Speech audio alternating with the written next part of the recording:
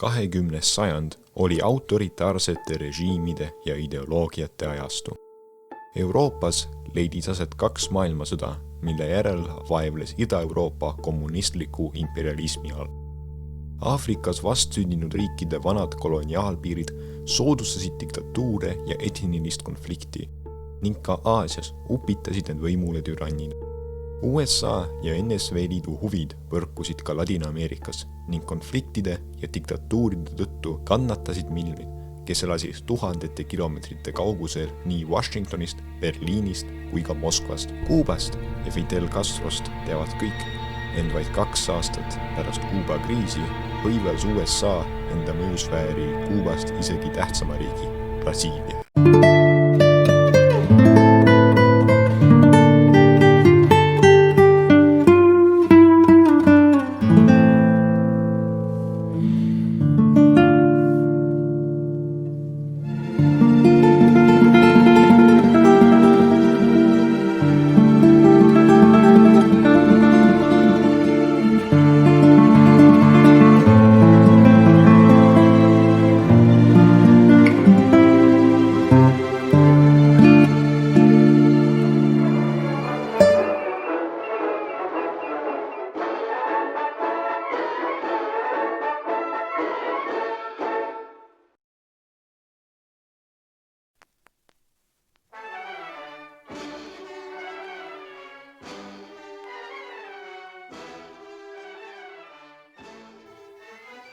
Me ei saa aga väita, et kõik, mis Brasiilias toimus, oli vaid külma sõjaga seotud.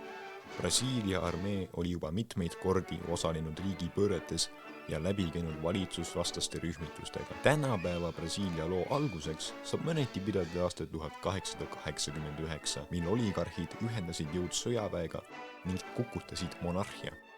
Aastani 1930 valitses Republika Velja ehk vana vabariik, mis oli ametlikult demokraatlik, aga hääleõigus oli vähestel ning kohtusüsteem kindlustas opositsiooni kaotuse.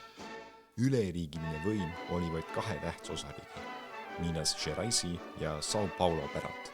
Nende majanduslikult võimekate osariikide vaheline vaen ja rivaalitsemine lõppes vana režiimi kokkuvarisemise, kui 1930. aasta presidendivalimiste kaotaja Getúlio Vargas vaidlustas valimistulemused ning koos Minas Geraisi sõjaväe toetusega suutis kukutada vana režiimi.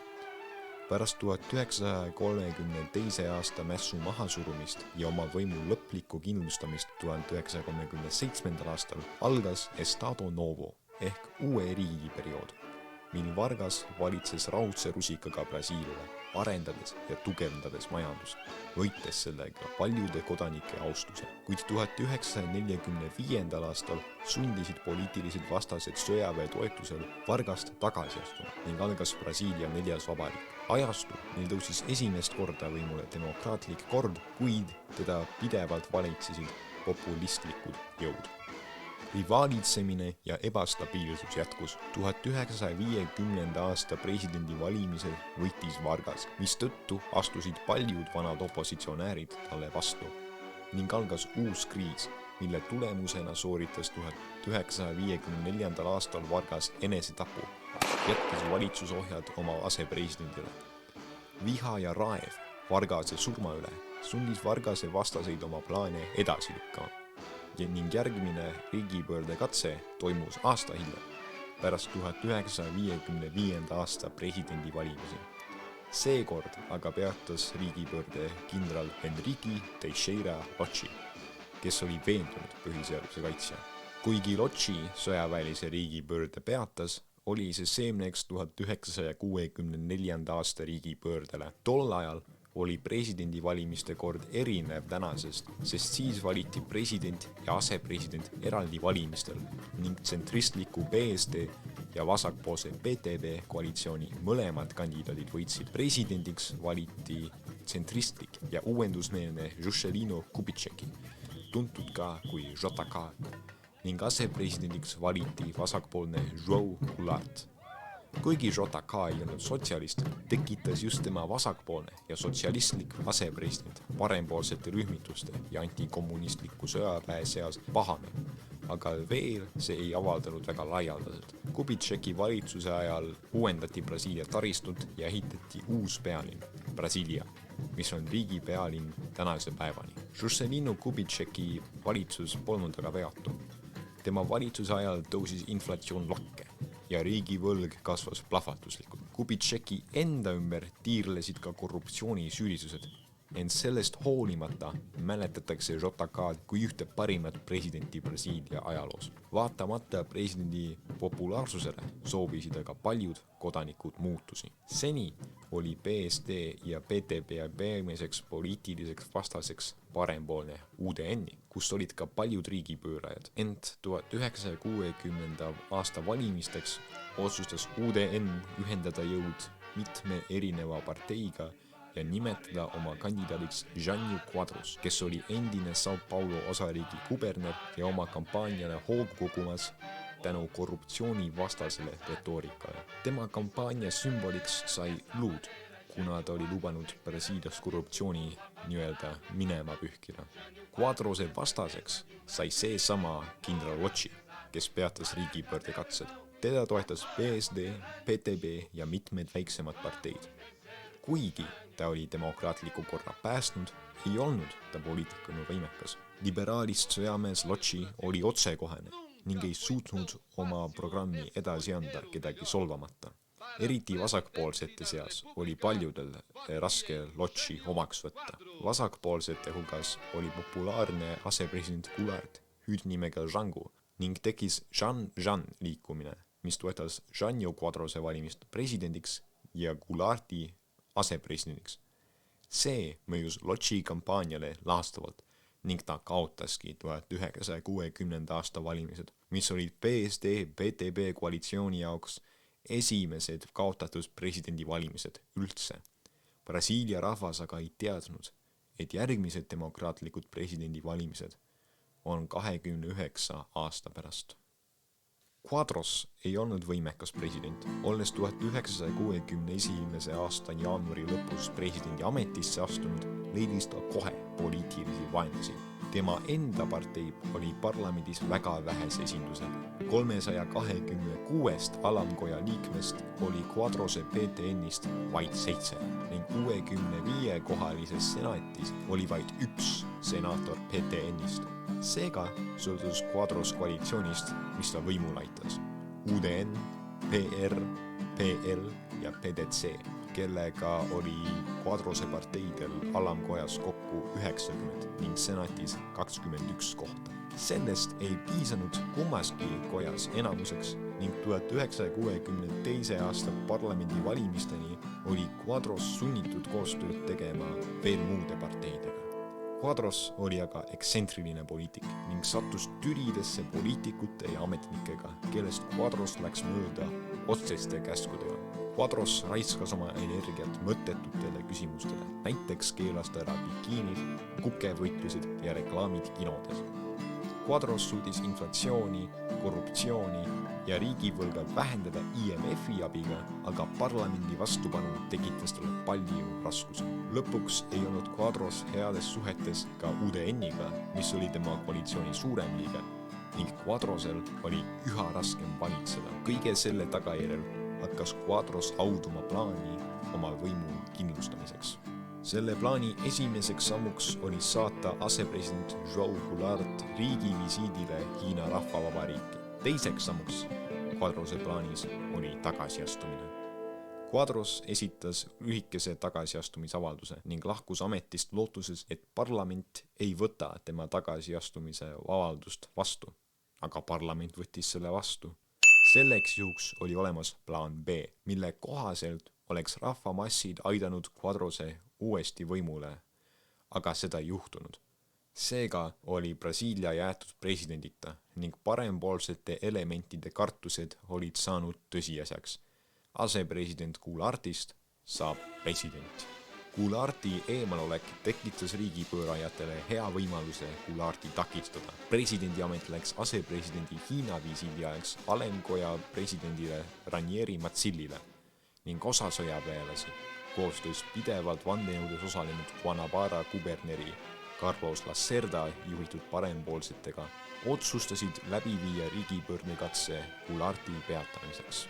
Katse leidis aga tugevat vastupanu muudelt poliitikutelt, eriti vasakpoolsetelt nagu Rio Grande do Suli kuberner Leonel Brizola ja ka sõjavägi oli lõhestunud. Olukord oli kõiki tabanud ootamatult ning 1961. aastal oli reaalse kodusõja oht. Goulart otsustas valida võimalikult veretu tee, soovides säästa inimelusid ja säilitada demokraatia. Tema esimene mõte oli tagasi astuda, et saaks korraldada uued valimised, aga see jõhker viis, kuidas riigivõim haarati Goularti käest, veenas teda seda mitte tegema. Küll aga lasi ta kongressil enda vastu umbusaldusavalduse esitamist proovida, sest see maandas pingid. Kogu selle perioodi vältel viibis Goulart välismaal ja suhtles kodumaaga telefonitsi. Ta viibis ajutiselt Singapuris, Pariisis, Šveitsis, USAs, Argentiinas ja Uruguay's. Samal ajal suudeti välja töötada kompromissettepanek, parlamentaarne süsteem. 1945. aastast alates oli Brasiilia presidentaalne demokraatia. Selline süsteem kehtib tänapäeval Brasiilias, aga ka USAs ja Prantsusmaa. Tsentristlikud jõud eesotsas PSD liikme Tancredo Nevesega tulid välja ideega muuta Brasiilia Saksamaa eeskujule tuginevaks parlamentaarseks vabariigiks. See kompromiss sobis riigipöörajatele, kuid Goulart esialgu ei nõustunud.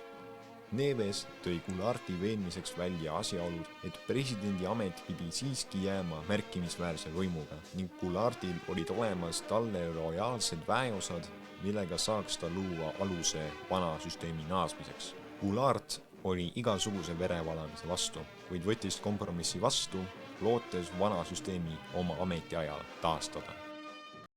5. septembril aastal 1961 naases Goulart Brasiiliasse ning sai tänu kompromissile 7. septembril presidendi ameti üle võtta. Goulartil oli tänu PSD-PTB koalitsioonile mõlemas parlamendikojas enamus ning tema esimeseks peaministriks sai Tancredo Neves. Nevesi valitsus oli ametis vaid aasta.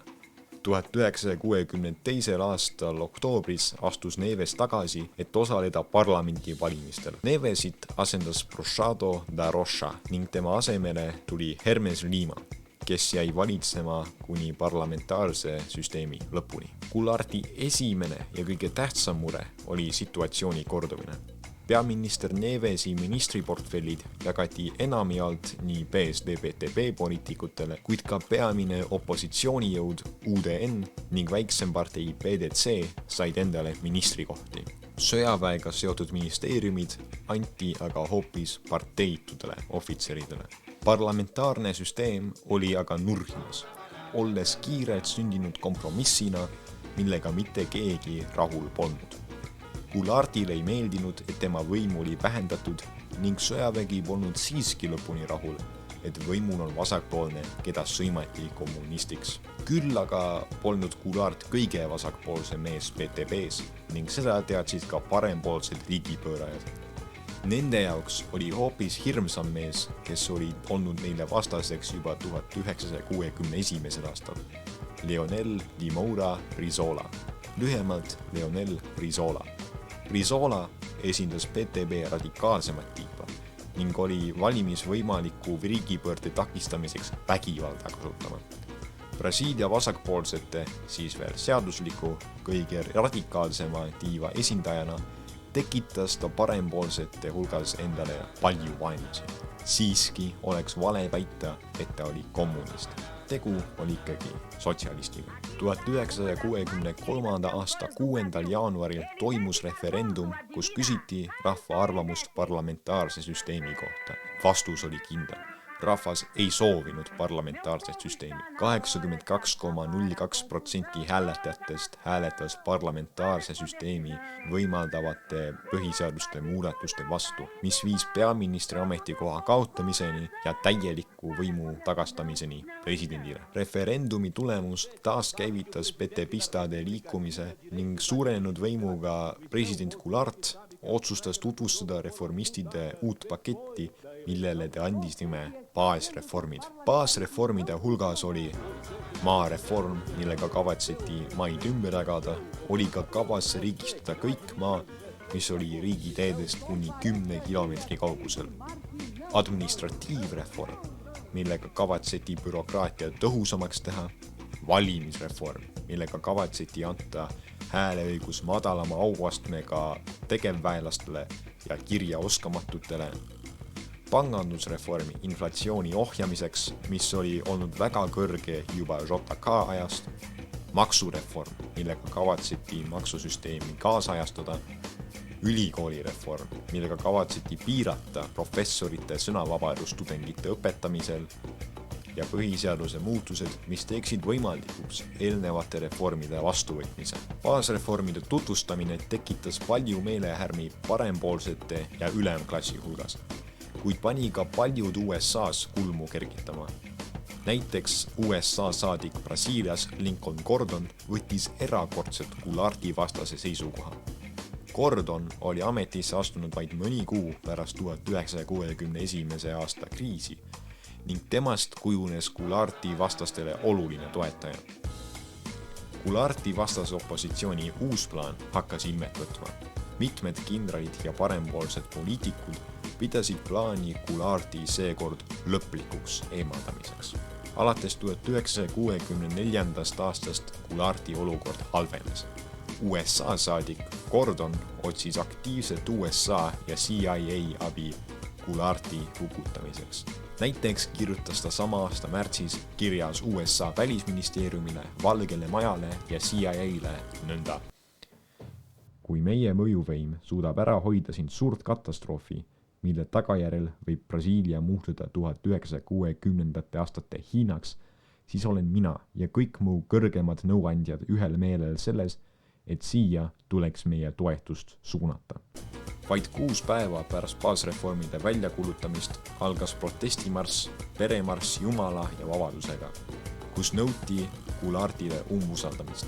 Tänavatel protesteerijad nõudsid oma värssides ka Brizola ja Goularti vangistamist. Goularti vastas meeleolu aitasid viljeleda ka maru antikommunistid nagu katoliku preester Patrick Peyton, keda rahastas CIA. Ka sõjavägi polnud Goulartiga rahul.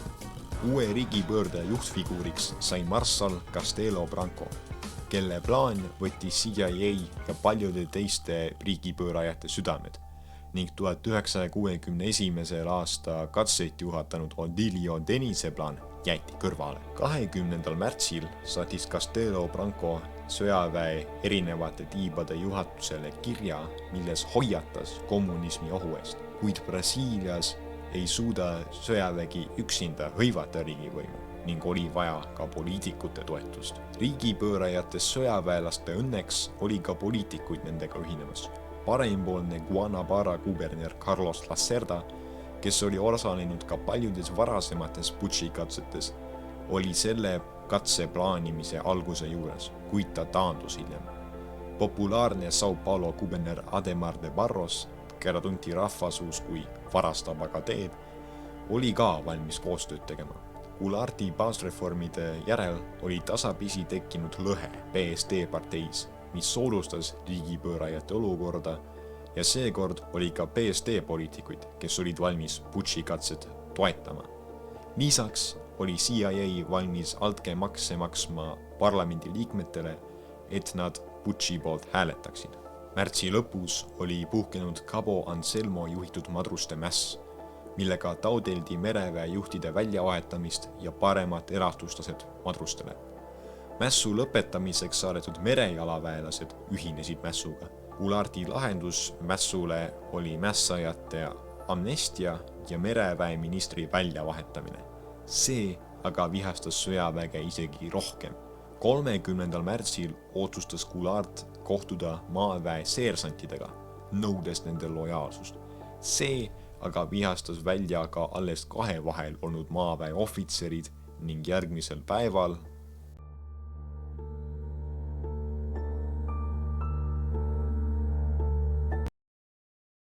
lund pole Brasiilias palju, kuid ometi saab 1964. aasta riigipööret võrrelda lumepalliga. Kui kindral Olimpio Mourão Filho saatis oma sõdurid 31. märtsi õhtul teele Juiz de Forast Rio de Janeirosse, tegutses ta üksi. Mees, kes pidi suurema riigipöörajate plaani eest vastutama, Castelo Branco, ei suhtunud Mourão Filho tegevusse üldse positiivselt. Alguses pidas ta seda impulsiivseks ning plaani kaasosaline Marshal Cruel pidas seda ainult sõjaväeliseks sekkelduseks ja kuulutas, et ei plaani kaasa teha. Nagu mäest alla veerevale lumepallikesele kogus Mourão jõud aga massi. Tema peatamiseks saadetud sõdurid peatati ning otsustasid hoopis Mourão sõduritega liikuda. Nüüd oli Pandoral aegas avatud ning riigipöörajate jaoks oli edu nüüd elu või surma küsimus.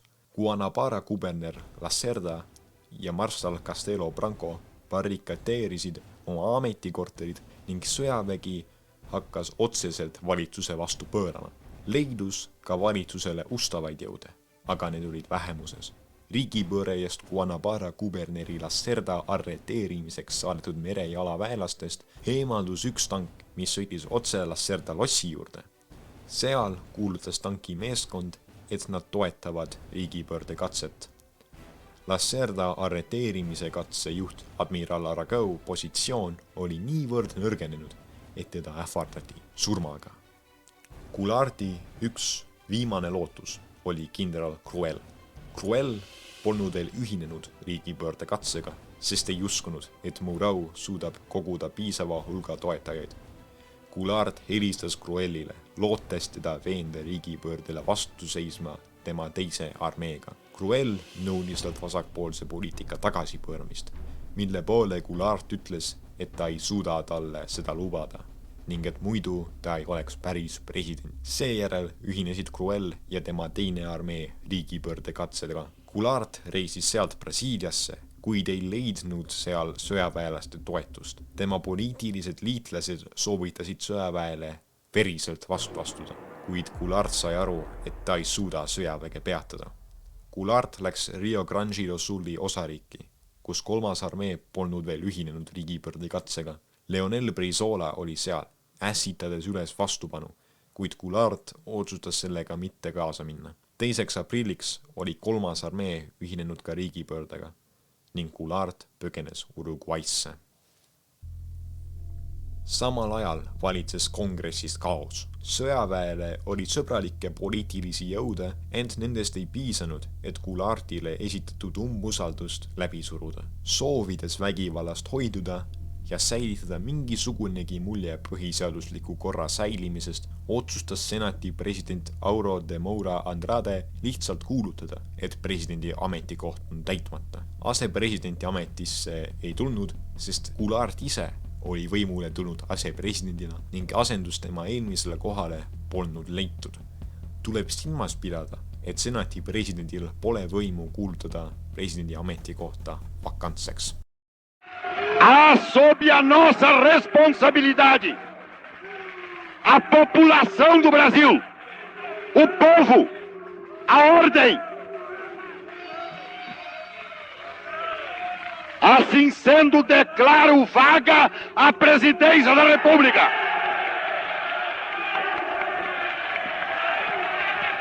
E nos termos do artigo 79 da Constituição, declaro presidente da República o presidente da Câmara dos Deputados, Ranieri Basílio.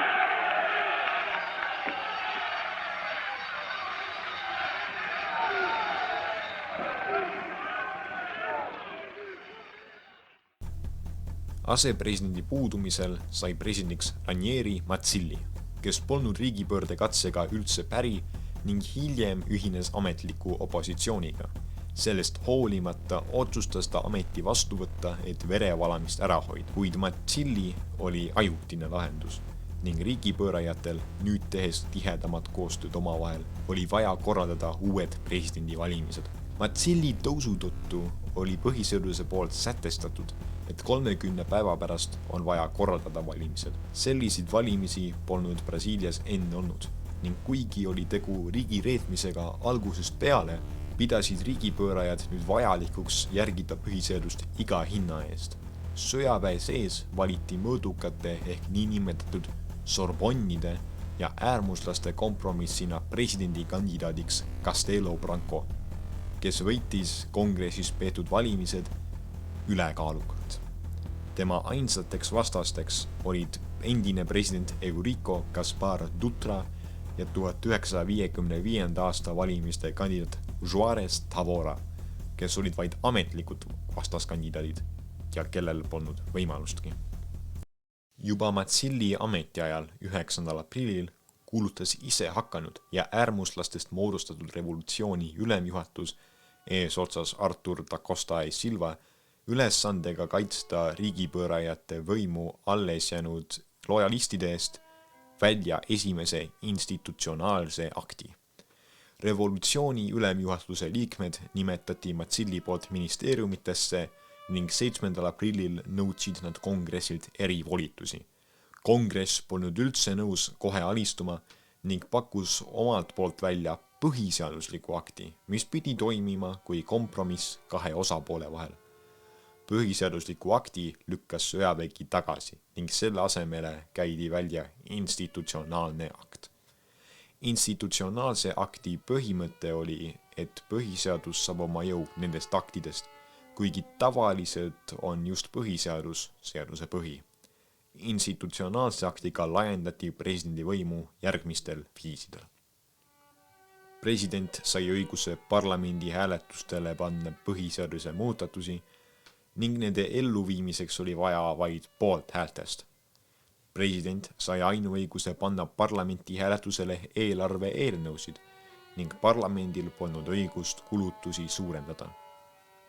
President sai õiguse välja kuulutada 30 päevaks eriolukord või olemasolevat pikendada 30 päeva võrra üks kord.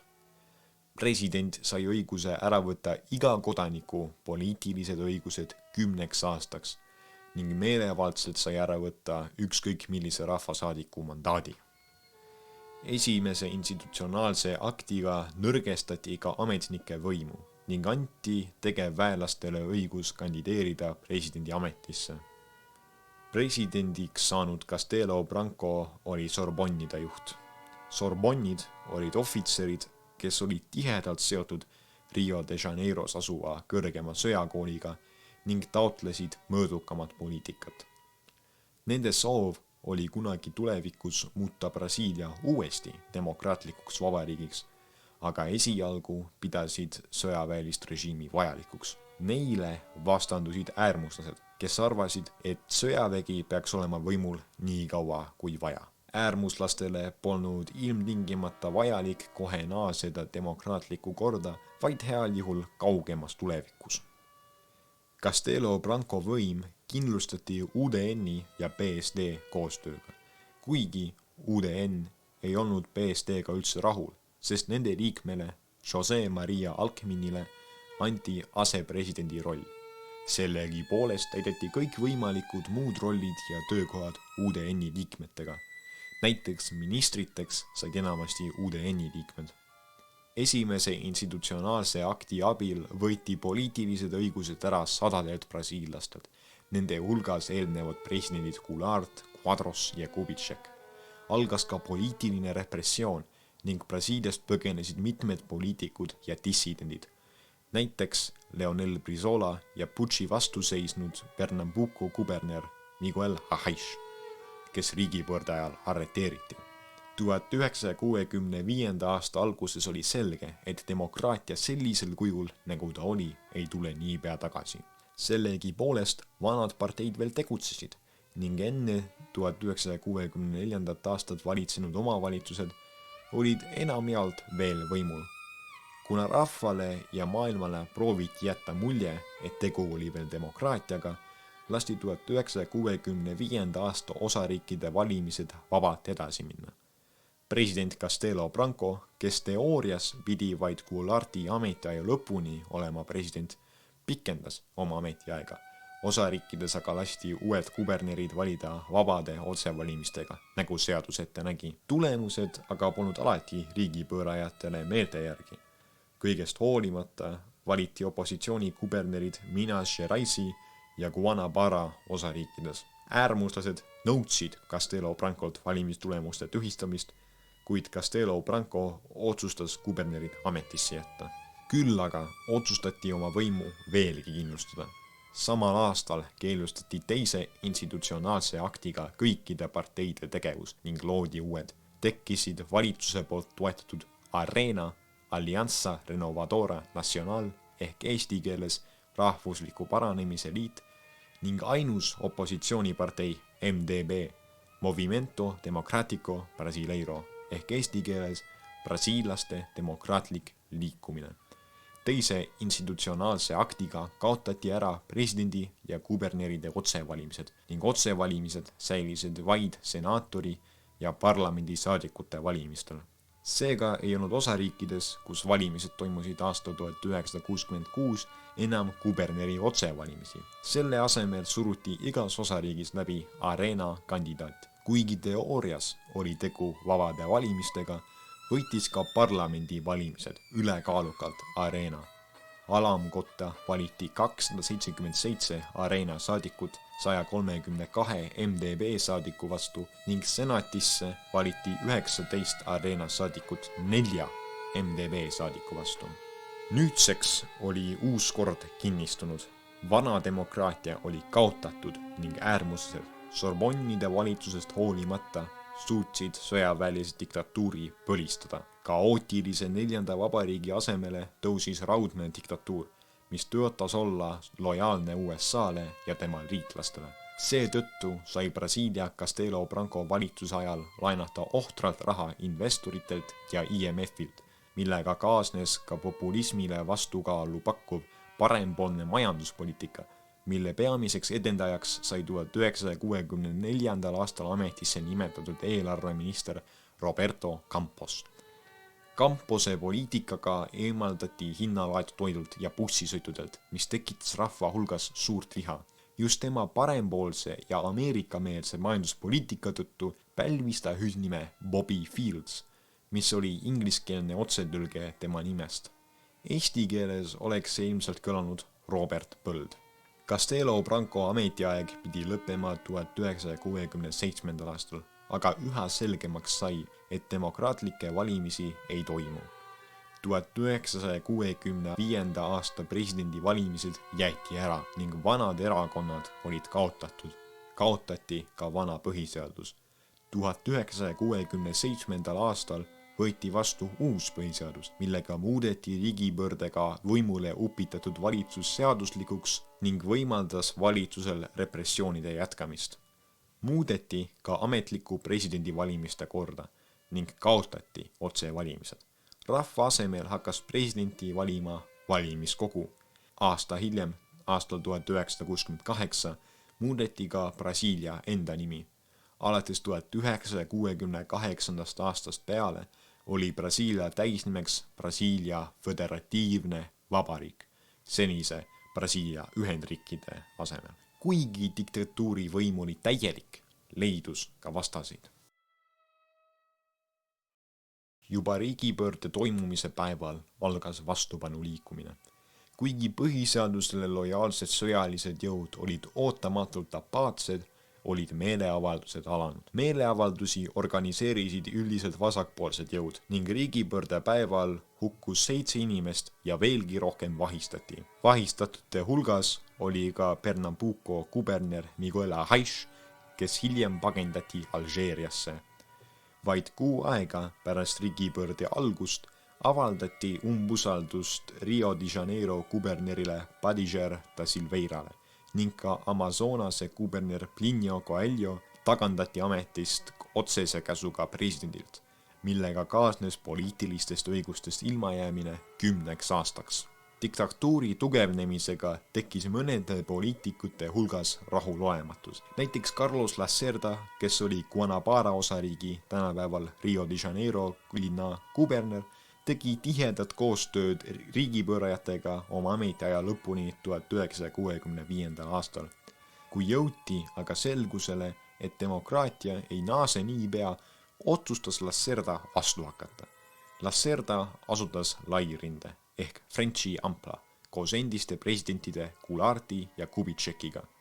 Lairinde eesmärk oli koguda toetust vasakpoolsete MDB liikmete ja keelustatud PCB seast, mis aitaks luua põhimõttelise ja tugeva opositsiooni areenale.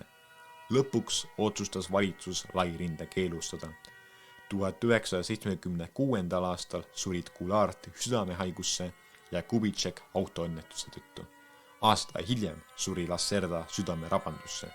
Leonel Brizola, kes oli lõpetanud Goulartiga suhtlemise pärast Goularti otsust mitte osutada vägivaldset vastupanu riigipöördele, tuli pärast diktatuuri lõppu välja teooriaga, et Lairinde 3 juhi surm oli diktatuurivõimude poolt organiseeritud. 2008. aastal pärast Brizola surma ja diktatuuri lõppu järeldas Goularti koduosariigi Rio Grande do Suli volikogu erikomisjon, et on tugevaid tõendeid, mis viitavad, et Goulart mõrvatigi sõjaväelise diktatuuri poolt. Algatati ka relvastatud vastupanu. Diktatuuri esimestel aastatel alustas tegevust Brizola toetusega relvastatud vastupanu liikumine MR26, kuid see killustus ja ei suutnud efektiivset vastupanu osutada. Admiral Aragao algatusel loodi ka grupid RAN ja MRMN. 1966. aastal proovis Brizola uuesti vastu hakata ja lõi kaasa MNR-is, aga Caparau lahingus järgselt vahistati kõik MNR-i liikmed. Üks grupp, mis pidas 71. aastani vastu, oli VPR, kuid lõpuks sai režiimi salapolitsei ja sõjavägi enamustele liikmetele jälile ning VPR-i juhid otsustasid organisatsiooni laiali saata. Vastupanu liikumise sissisõda režiimi vastu peeti mitte ainult maal, aga ka linnakeskkonnas. See oli võimalik suurtes linnades, kus võis varjupaika leida. 2 kurikuulsamat vastupanu liikumist, kes rakendasid linnades sissisõda, oli MR8 ja VAR Palmares. Näiteks 69. aasta juunis ründasid VAR Palmarese liikmed Carlos Lamarca juhtimisel Rio de Janeiro linnas endise Sao Paulo kuberneri Ademar de Barrosi endise sekretäri kodu ning leidsid sealt Ademari seifi, kust olevat leitud peaaegu 2,6 miljonit USA dollarit.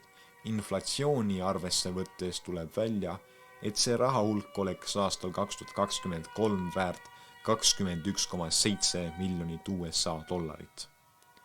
Partisanid tungisid niivõrd ägedalt peale, et kohati olid isegi päris tipus olevad valitsuse mehed ohus. 1966. aasta 25. juulil ründas vastupanu liikumine Recifes asuvat Guararapese lennujaama.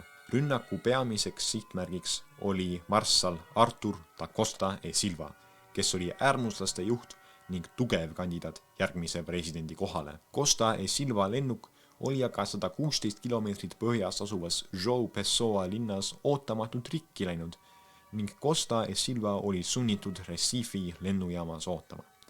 Lõpuks lahkus ta autoga ning pääses eluga rünnakust, mille käigus said 2 inimest surma ja 14 haava. Guararapese rünnaku nurjumine andis Costa e Silvale võimaluse jätkata püüdlemist presidendi ametisse. 1967. aastaks oli Castelo Branco mandaat lõppemas ning parlament pidi valima uue presidendi. Tõeline heitlus presidendi ameti pärast toimus aga areena siseselt, sest MDB ei olnud veel saanud voli esitada presidendi kandidaate. Areena-sisene heitlus lõppes sellega, et Artur da Costa e Silva sai areena presidendi kandidaadiks ning 1966. aasta lõpuks valiti ta kõikide rikkumata häälteta presidendiks. Ametivande andis ta 1967. aastal ning sellega algas kõige repressioonide rohkem periood Brasiilia sõjaväe diktatuuri ajaloos. Nii 66. aasta presidendi kui ka parlamendi valimised kindlustasid areena täielikku võimu, andes Costa e Silvale parlamendis enamuse. Costa e Silva ametiaeg jäi lühikeseks, kuid selle ajaga suudeti sõjaväelise diktatuuri võim ja repressioonid viia haripunkti lähedale ning partisanide tegevus jätkus. Just 69. aastal, mil Costa e Silva ametiaeg lõppes, asutati VAR Palmares. 67. aastal asutati ka ALN, Assau Liberatora Nacional, eesti keeles rahvuslik vabadusüksus, millest kujunes üks tähtsamaid partisangruppe. Võitlus ägenes ning vaikselt hakkas tekkima tõsisem vastupanu liikumine Brasiilia kirdeosas, aga sellel ei olnud piisavalt jõudu. Costa e Silva valitsuse ajal lõigati Castelo Branco majanduspoliitikugas külvatud seemnete vilju, algas Brasiilia ime. Castelo Branco tehnokraatliku valitsemise tõttu polnud seda aga algul tunda ning hinnad olid tõusnud ja paljudes peredes pidi elatustaseme säilitamiseks olude sunnil rohkem inimesi tööle minema. Pikka aega majanduslikult rahvuslik Brasiilia oli avatud nüüd ka välisfirmadele, kes hakkasid Brasiilia firmasid kokku ostma. Costa e Silva tulevikuga jäi ebapopulaarne majanduspoliitika samaks, kuid ministrid vahetati kõik välja. Roberto Campos asemel hakkas Brasiilia majanduspoliitikat juhatama Antonio Delfim Neto, kes jätkas tehnokraatlikku majanduspoliitikat, aga tema peamine siht oli plahvatuslik majanduskasv, mis annaks populaarsust ja legitiimsust sõjaväelisele režiimile. Seega kujunesid majanduspoliitika juhid kõige mõjukamateks diktatuuriaegseteks tsiviilisikuteks. Nad ei kujutanud Costa e Silva ja teiste režiimi juhtidele ohtu ja nii lubati neil rahulikult tegutseda, samas kui parlamendiliikmetelt oodati täielikku kuulekust. Costa e Silva ajal lõppesid kõige suuremad vabaduse piiramised, mis leidsid aset Castelo Branco ametiajal, kuid need asendusid võimu kindlustamisega. Frenchi ampla keelustati just Costa e Silva ajal, kuid kohe tekkis juurde uus vastane – tudengid. Tudengite hulgas oli arvukalt valitsusvastasid vasakpoolseid. Politsei alustas tudengite tagasikiusamisega juba 64. aastal, kuid oli neid, kes ei andnud alla. Algasid ja jätkusid tudengite poolt korraldatud meeleavaldused hinnatõusude, kõrghariduse halveneva kvaliteedi ja rõhunemise vastu. 1968. aastal 28. märtsil toimus Rio de Janeiros restoranis Calabozo meeleavaldus. Nõuti restorani ehitamise lõpuleviimist ja toidu kvaliteedi parandamist. Restorani saadeti sõjaväepolitsei. Politsei lasi maha ühe 18-aastase tudengi, Edison Luis de Silva Soto, kelle surnukeha jäi tudengite kätte. Gelima Soto surnukeha viidi Rio de Janeiro osariigi parlamendi juurde, kus seda valvati. Gelima Soto surm mobiliseeris opositsioonimeelseid inimesi jätkama rahumeelset vastupanu. Lähipäevil toimus mitmeid valitsuse vastaseid meeleavaldusi igal pool Brasiilias, Salvadoris, Brasiilias ning ka Porto Alegres. Olukord arenes nii kaugele, et Rio de Janeiro föderaalne ülikool pandi ajutiselt kinni ning 21. juunil hukkus USA saatkonna ees toimunud meeleavaldusel 28 inimest. Olukorra rahustamiseks otsustasid võimud ühe meeleavalduse ametlikult lubada, samas kui kõik eelnevad olid lubadeta. See meeleavaldus leidis aset taas Rio de Janeiros ning ta paisus hiiglaslikuks. Meeleavaldusest kujunes rongkäik, mis kestis 3 tundi ja millest võttis osa umbes 50 000 inimest. Politsei turvas üritust ja verevalamist ei toimunud. Sündmus sai ajalooraamatutes tuntuks kui 100 000 marss ja oli üks julgemaid valitsusvastaseid aktsioone sellel perioodil. Sellegi poolest jätkas režiim võimutsemist ning olulisi järeleandmisi ei tulnud. Costa e Silva ametiajal kindlustas ja tugevdaski režiim ennast veelgi. Nii relvastatud kui ka rahumeelne vastupanu suurenes ning äärmuslastest moodustatud valitsus otsustas ebaseaduslikele opositsioonile vastu astuda. Otsustati taas põhiseadust muuta. Sellest protsessist tuli esimesena päevavalgele AI5 ehk 5. institutsionaalne akt, mis andis presidendile õiguse saata parlamendi mõlemad kojad vägisi laiali, kehtestada rangemat tsensuuri, habeas corpuse kaotamist ning paljudki veel. Võimalus saata kongress laiali oli Costa e Silva silmis vajalik, sest areena liikmete hulgas oli neid, kes seisid kõige kohutavamate ja repressiivsemate meetmete ja ideede vastu ning nad olid tekitanud lõhenemist. Võimaldati ka poliitiliste õiguste äravõtmine kõigilt parlamendi liikmetelt 10 aastaks ning parlamendis MDB ridu harvendati oluliselt.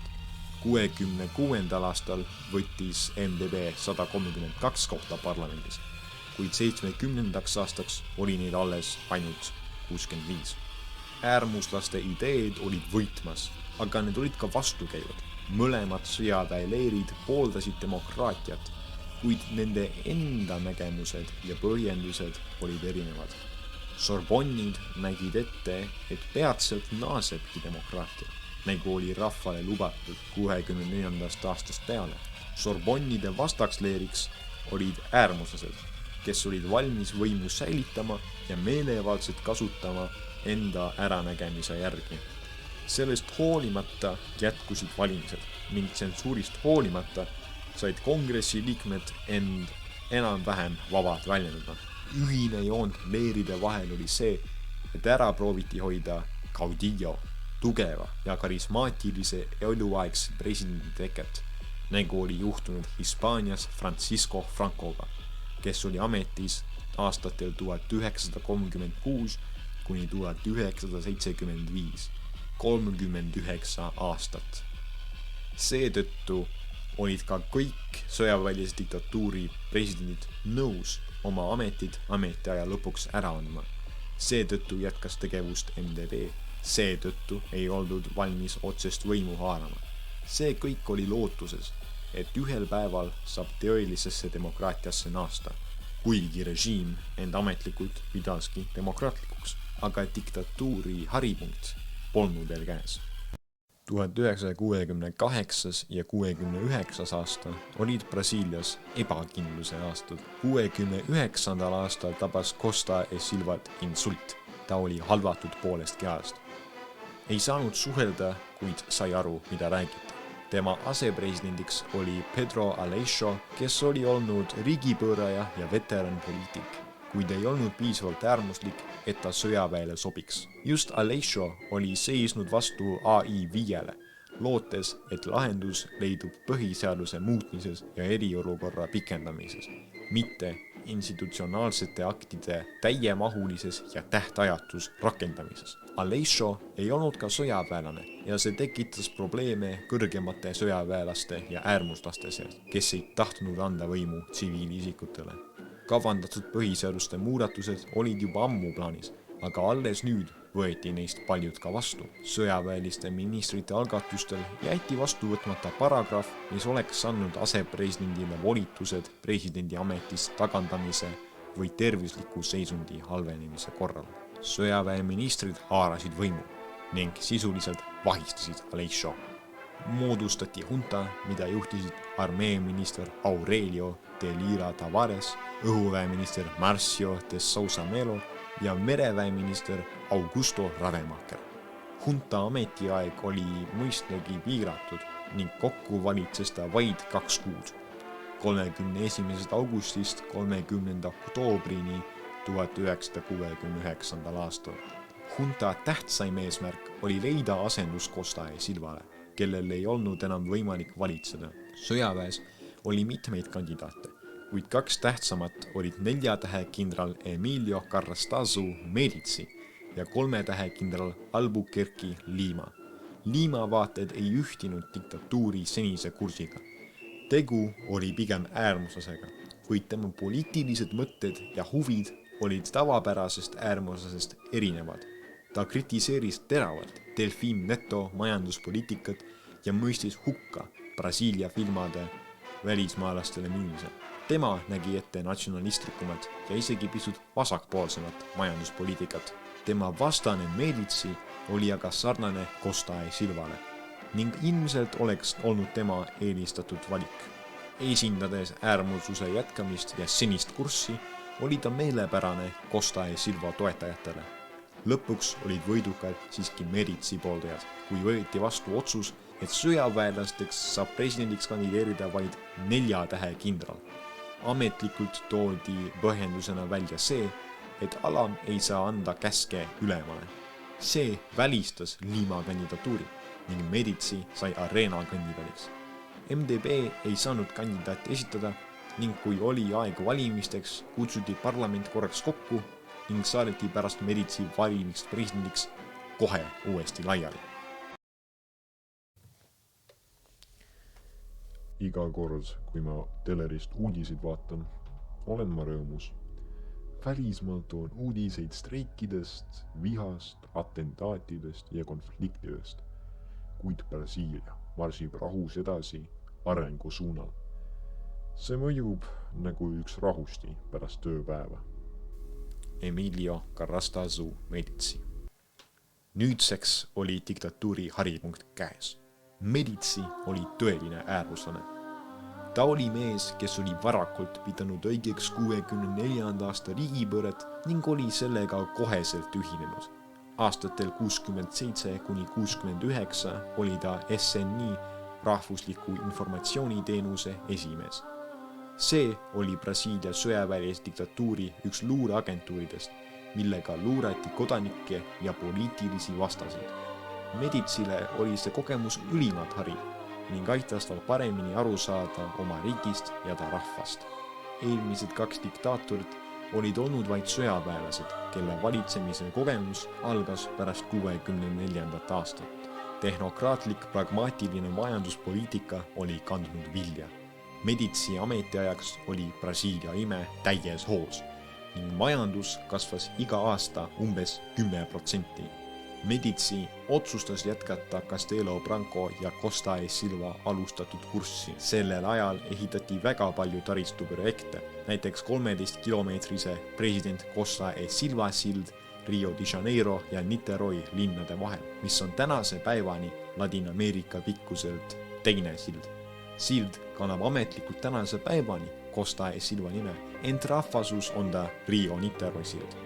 Rajati ka Trans-Amazonia maantee ja Itaipu tamm. Suurel majanduskasvul olid ka poliitilised tagajärjed.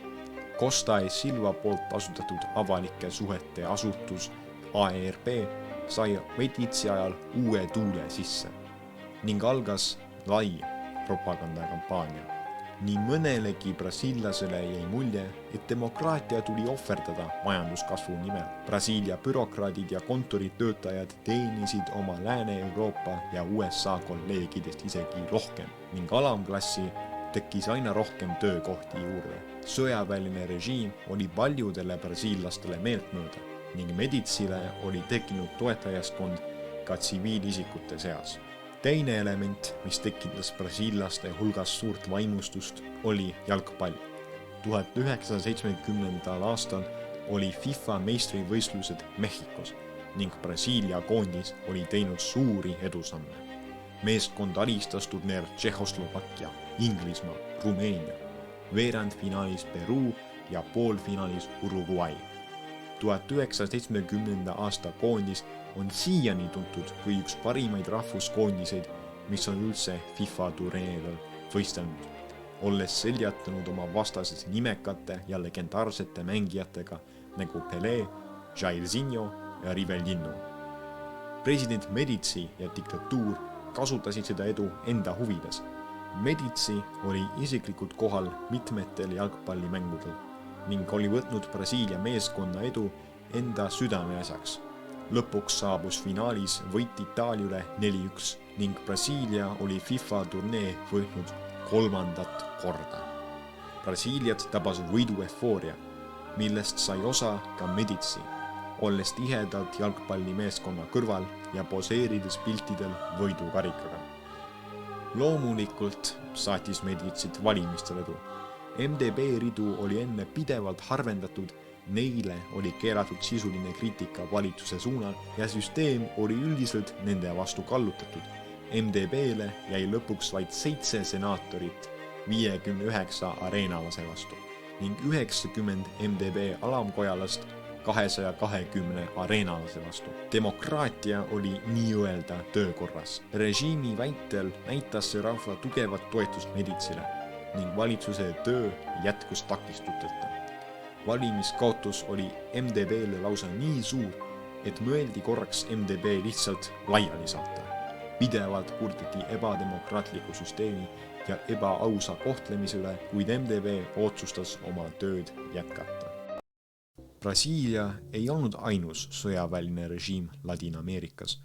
Mõni kuu pärast Brasiilia režiimi kehtestamist oli 1964. aasta novembris toimunud riigipööre Boliivias, 1966. aastal Argentiinas ja 1968. aastal Panamas ja Peruus. Siiski oli Brasiilia üks esimesi, stabiilsemaid ja kauem kestvaid diktatuure. Seega oli Brasiilial oluline roll nii operatsioon Condoris kui ka 1973. aasta riigipöördes Chilis. Operatsioon Condor oli Ladina-Ameerika režiimide vaheline koostöö kokkulepe, millega tehti koostööd diktatuuride vahel, et kindlustada üksteise võimu. Operatsioon Condori tagajärgedel hukkus umbes 60–80 000 inimest, nende hulgas arvukalt just argentiinlasi. Operatsioon Condoriga oli tihedalt seotud USA, kes tagas rahalise toetuse ja kelle huvides terve ettevõtmine oli. Juba 2 aastat enne Chilis toimunud riigipööret arutasid Medici ja toonane USA president Richard Nixon vajadust kukutada Chili sotsialistlik president Salvador Allende võimul. Medici julgustas Nixonit, avaldades arvamust, et Chili sõjaväel oleks küll võimekus Allende võimult kukutada. 11. septembril aastal 1973 lõppeski Chili demokraatia ning algas sõjaväeline diktatuur. Allende sooritas presidendi palees enesetapu ja võimu haaras Augusto Pinochet, kes valitses aastani 1990. Brasiilia tegutses aktiivselt ka Uruguay's. Ühes Briti peaministri Heathi ja president Nixoni vahelises vestluses tuleb välja, et brasiillased olid aidanud korraldada 1971. aasta Uruguay valimistel valimispettust, hoidmaks vasakpoolset Frente Ampliot võimult eemal. Vasakpoolse Uruguay oht oli lausa nii suur, et Medici valitsus töötas välja plaani operatsioon 30 tundi, mille käigus oleks Brasiilia rünnanud Uruguayd, ta okupeerinud ja paika pannud sõbralikuma režiimi. 1973. aastal toimus Uruguay's riigipööre ning seda plaani polnud rohkem vaja. Brasiilia oli Ladina-Ameerikas USA'le suur liitlane. Kuigi kaubandus Nõukogude Liiduga jätkus, võttis Brasiilia sõjaväeline diktatuur tagasi president Quadrose võetud ja president Goularti poolt jätkatud otsuse tunnustada Nõukogude Liidu okupatsiooni Baltimaade üle. Üldiselt ennustati USA julgeoleku ringkondades, et Brasiilia diktatuur võtab üle Ladina-Ameerikas rolli, mida toona kandis USA.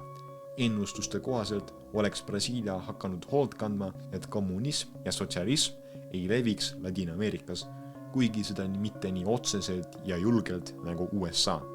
Medici ajaks oli olukord opositsiooniga rahunenud.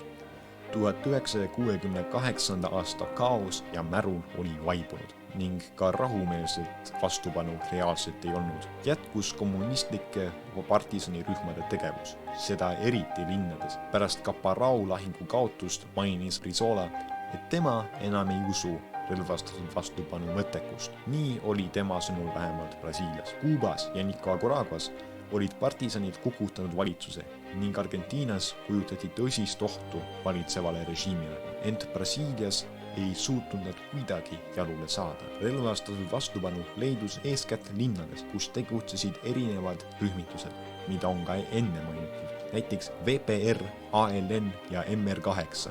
Kuid salapolitsei DOPS, politseirühmitused ja sõjavägi olid tihedalt tööd teinud, et neid alistada. Cabo Anselmo, kes juhtis enne riigipööret madruste mässu, oli reetnud APR-i ning aitas režiimi otsida ja hävitada vastupanurühmitusi. Tänu Anselmole hävitati terve VPR-i rühmitus Recife linnas Kirde-Brasiilias. Linnapartisanide ainsaks lootuseks oli korraldada panga- ja inimrööve. Kogenud partisanid käisid tihti nõrga valvega panku röövimas, et rahuldada oma liikmiste rahalisi vajadusi. Pangaröövidel oli aga ka teine funktsioon, provokatsioon. Pankade juurde toodi rohkem valvureid, neil anti paremaid relvi, küsiti rohkem dokumente, DOPS muutus aktiivsemaks, kõik selleks, et autoritaarsus tuleks nähtavale. Inimröövide sihtmärkideks kujunesid enamjaolt välismaalt tulnud suursaadikud. USA, Jaapan, Lääne-Saksamaa ja Šveits olid Brasiiliasse kõige rohkem raha investeerinud. Just nende riikide suursaadikud said röövide sihtmärgiks ja täpselt selles järjekorras. Eesmärk oli tuua esile Brasiilia valitsuse võikus, kuna partisanid ootasid, et valitsus keeldub nende nõuetest ning nad peavad suursaadiku hukkama. See oleks tekitanud suurt häbi Brasiiliale ja olnud ajend rangemateks meetmeteks, mis omakorda oleks tekitanud pahameelt elanike seas, kuid nii ei läinud. Esimeseks inimröövi eesmärgiks võiti 69. aastal USA saadik Charles Burke Elbrick. Valitsus lasi vabaks 15 vangistatud partisani ja oli nõus nende manifesti avalikustama. Ei tekkinud mingit pahameelt ning 78 tunniga olukord lahendati. Sellele järgnes loomulikult partisanide jaht, kuid see ei toonud tagajärgi. Olukord ei vastanud ootustele. Valitsus oli valmis elude päästmise nimel läbi rääkima. Loomulikult tulid manifestist välja diktatuuri kuriteod ning partisanid olid kokkuvõttes rahul, et nende nõuetele vastati. Sellele järgnes veel inimrööve. Rööviti Jaapani konsul Nobuo Okuchi, Lääne-Saksa suursaadik Ehrenfried von Holleven ja Šveitsi saadik Giovanni Enrico Boucher. Kõik suursaadikud pääsesid eluga ning suursaadikud vahetati vangide vastu, ent Boucheri röövi ajal tekkisid probleemid. Partisanid nõudsid, et vabastataks vang, kes oli juba pikka ja võika piinamise käigus surnud. Järgnesid läbirääkimised ning vahetati nimekirju vangidest. Iga kord, kui saadeti uus nimekiri, ei olnud valitsus nõus teatud vange vabastama, kuid tuli uus nimekiri. Nii mitu korda. Boucher plaaniti tappa, aga nii see siiski ei läinud. Kogu selle aja vältel püüdis salapolitsei partisanide asukohta kindlaks teha. Boucher pidi kannatama 40 päeva vangistust, mis oli kõige pikem diplomadirööv ajaloos. Boucheri asemele saadi 70 vangi, kes saadeti Tšiilisse, nagu oli diplomadiröövi vastu vabastatute puhul tavaks. Medici ajal kukkus kõik kokku. Piinamine, mida oli Brasiilias alati seni kasutatud, teatud määral isegi demokraatlikul ajastul, muutus sagedamaks, võikamaks ja seda rakendati koheselt. Vangi langenud partisanid vaikisid 24 tundi, eeldusel, et 24 tunni jooksul jõuavad tema seltsimehed põgeneda. 24 tunni möödudes paljastas vang valitsuse partisanide veidukohad ja baasid, kuid selleks ajaks oldi neist põgenetud. Seepärast otsustas režiim piinamised võikamaks teha. Toodi kohale vangi perekond, et neid vangi nähes piinata. Vangile anti elektrišokke, peksti, lõigati, tehti kõike, et saada vajalikku teavet. Just esimesest päevast kujunes kõige piinarikkam päev. Ka sõjavägi hakkas otseselt sekkuma ning lõpuks hakkas partisani liikumine kokku kukkuma. Tapeti rühmituse juhte. Langesid Carlos Lamarca, Carlos Marighella, Joaquim Camara Ferreira, Java Javelberg ja paljud veel. Linnas sündinud, kosunud ja tegutsenud liikumised ei suutnud enam mingisugust ohtu kujutada ning nad kas läksid laiali või hääbusid. Kuid lahingutegevus jätkus maal. Kaugel Põhja-Brasiilias Araguaias koondusid maoistlikud PCdoB ehk Brasiilia kommunistliku partei partisanid, et seada üles tugev maakohast tõusnud partisan liikumine. See üksus lootis, nagu paljud Ladina-Ameerikas, korrata Kuuba edu. Che Guevara, üks Kuuba tähtsamaid revolutsionääre, lootis seda korrata Boliivias, kuid ta tapeti. Guevara nõuanne maailma revolutsionääridele ja kommunistlikele partisanidele oli üheselt mõistetav. Looge 2, 3, mitu Vietnamit. PCdoB sõdurid imbusid Araguaias kohalike hulka ning teenisid välja nende usalduse sellega, et õpetasid baastasemel meditsiini ja põlluharimist. Lõpuks tõusid PCdoB partisanid ülesse ja alustasid sõjategevust. Brasiilia sõjavägi saadeti Araguaiasse neile vastu, kuid sõjavägi polnud päris džunglis sõjapidemise kogemustega. Araguaias kuulutati välja sõjaseisukord, koondati vägesid ning sõjategevus algas hiljem ja kestis mõni aasta ning lõppes ettearvatavalt. Partisanid hävitati. Olukord jäi avalikkuse ees saladuseks kuni aastani 1978, 80 partisanist kukkus 60 ning viimane lootus relvastatud vastupanule luhtus. Aastal 1970 ütles partisanide üks juhtfiguure, Carlos Lamarca, kes hiljem isegi kukkus võitluses, nõnda. Oli naeruväärne jalgpalli MM-i ajal öelda, et Brasiilia kapitalism oli stagnatsioonikriisis. 3 aastat järjest oli ta kasvanud 10% ning vasakpoolsed märkasid seda viimasena. Medici ametiaega saatis stabiilsus, ühtsus ja kasv. Äärmuslaste võim oli kindel ja nad soovisid seda hoida.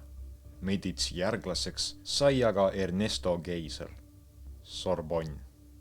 Aga kuidas? Vaadakem korraks minevikku. Costa e Silva ametiaja lõppu. Medici oli presidendiks saanud pärast kindralite vahelist võistlust ja äärmuslaste sooviks oli nüüd, et see olukord ei korduks. Seega tehti armee sees presidendiks kandideerimine veel raskemaks ning selle üle otsustajaks sai Orlando Geisel, kellest sai Sorbonnina sõjaväeminister. Orlando oli Ernesto vend. Seni oli Arena kandidaat olnud ainus, kuid aastal 1974 tuli uus kandidaat MDB ridadest, Ulisses Guimaraes, kes oli olnud parlamendi liige Sao Paulo osariigist. Guimaraesi kandidatuur oli aga sümboolne ning ta ei suutnud võita isegi terve MDB poolehoidu, sest osaledes presidendi valimistes oli ta tunnustanud selle legitiimsust, mis riivas mõnesid MDB liikmeid. Seega otsustasid need MDB liikmed jääda erapooletuks, viidates sellele, et kui Brasiilia rahvas ei saa otseselt valida presidendi, siis lihtsalt pole hääletamisel mõtet. Geisel oli Sorbonne. Teiste diktaatoritega võrredes oli tal küllaltki palju kogemusi ka valitsemises. Geisel oli 1934. aastal Paraíba osariigis sealse eriolukorra ajal finantsminister, 1945. aastal käinud, nagu paljud Sorbonnid, USAs õppimas, 46. ja 47. aastatel aidanud president Dutra valitsusel võidelda kommunistide vastu. Ta oli tihedalt seotud 64. aasta putšiga ja avaldas kongressile survet Castelo Branco presidendiks valimiseks. Ent tema kaalukaim valitsemiskogemus oli ilmselt aastatel 69–73 riikliku naftafirma Petrobrasi presidendina. Tema oli pigem Castelo Branco kui Costa e Silva või Medici toetaja ning Geisel hakkas juba rääkima sellest, et süsteemi on vaja muuta, mitte kohe. Sõjaväel pidi olema otsene kontroll selle protsessi üle ning opositsioonile ei oleks tohtinud võimu loovutada veel niipea. Kuid seegi oli mõnedele äärmuslastele liig ning luureagentuurid hakkasid omavoliliselt inimesi vahistama, et tekitada Geiseli valitsusele vastast pahameelt. Esialgu aga rahvale suuremaid vabadusi ei tulnud. Küll aga muutusid valimised. Medici ja Costa e Silva ajal olid valimised olnud farss. Süsteem oli diktatuuri võimul püsimiseks kallutatud Arena poolele, ent Geisel sarnanes Castelo Brancole. Ta toetas ausaid valimisi ning 74. aasta parlamendi valimised tõotasid olla tõelised valimised. Mõlemale parteile anti tasuta eetriaega televisioonis, et rahvas saaks tutvuda programmidega, ettepanekutega ja kandidaatidega. Valijad aktiveerusid ning MDB saavutas tugeva valimistulemuse. 22 saadaval olevast senaatori kohast võttis MDB 16, jättes Arenale vaid 6. Alamkojas nii hästi ei läinud. MDB ei saavutanud seal enamust, kuid suudis peaaegu kahekordistada oma tulemust. 70. aasta 87 koha vastu saadi 160. 74. aastal Arena seevastu kaotas 19 kohta ning neile jäi 204 kohta. Rahvas oli ilmselgelt Arena vastu pöördunud.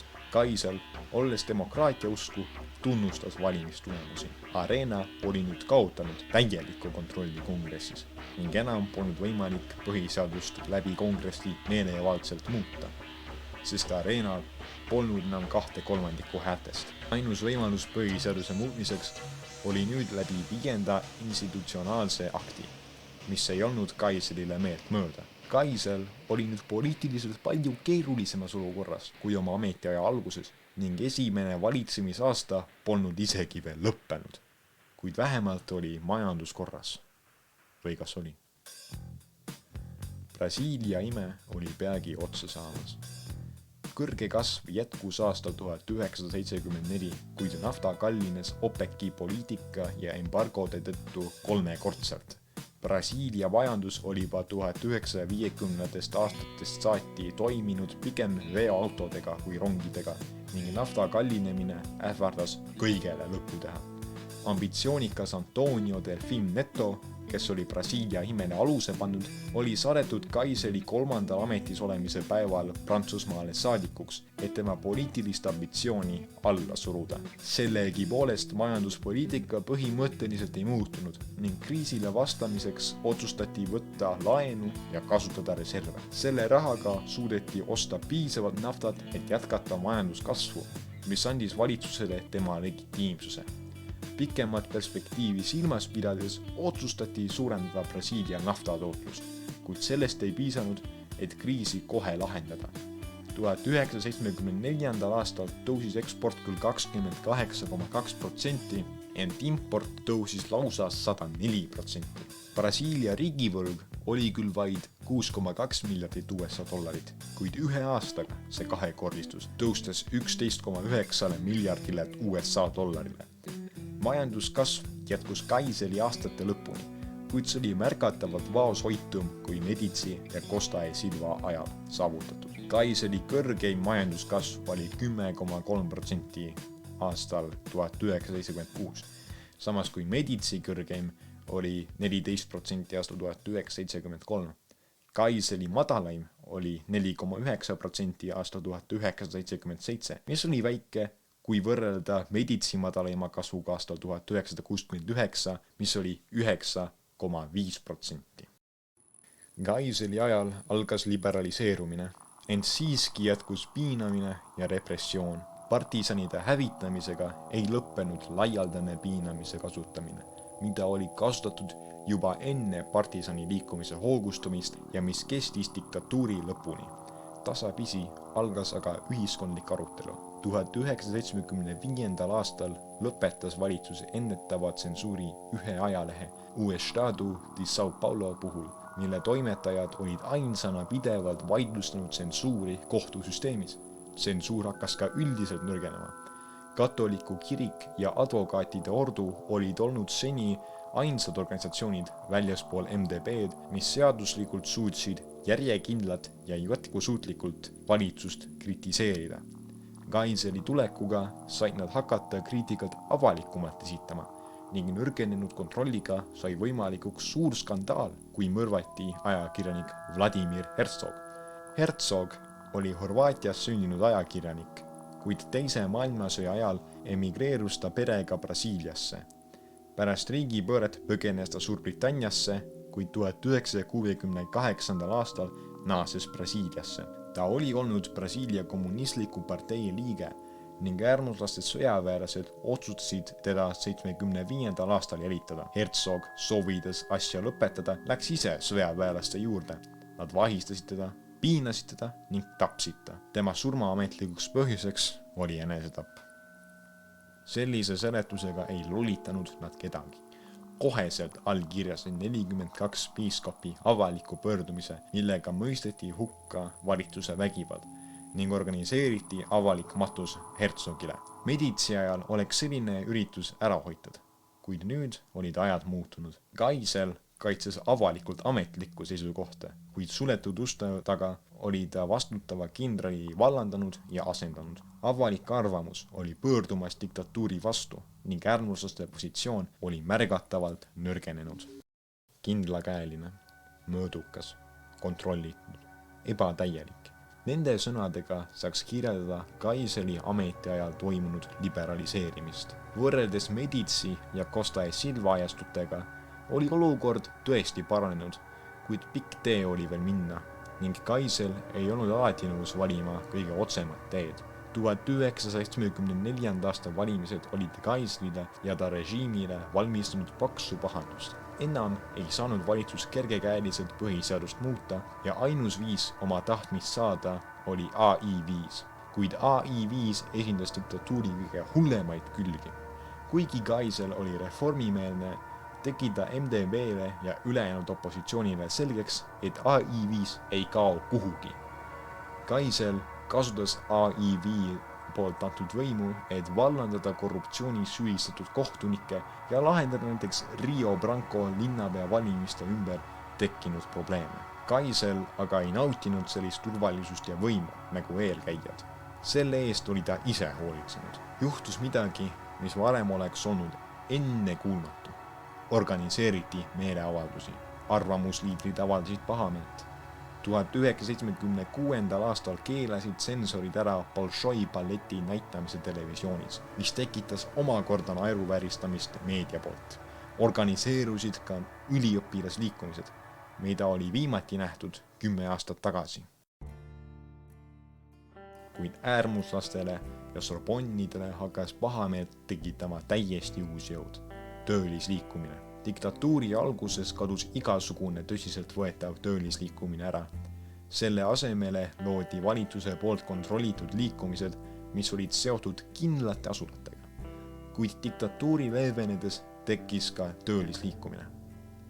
Sao Paulo autotehastest tõusis neid juhtima Luis Inácio da Silva, kellele anti hüüdnimeks Lula. Lula oli sündinud vaeses Garanhuns linnas Kirde, Brasiilias. Tema isa jättis perekonna maha 2 nädalat pärast poja sündi. Lula õppis lugema alles 10-aastaselt. 7-aastaselt kolis Lula pere lõunasse Sao Paulosse, kus ta kasvas ülesse nii materiaalselt kui ka suhete poolest rasketes oludes.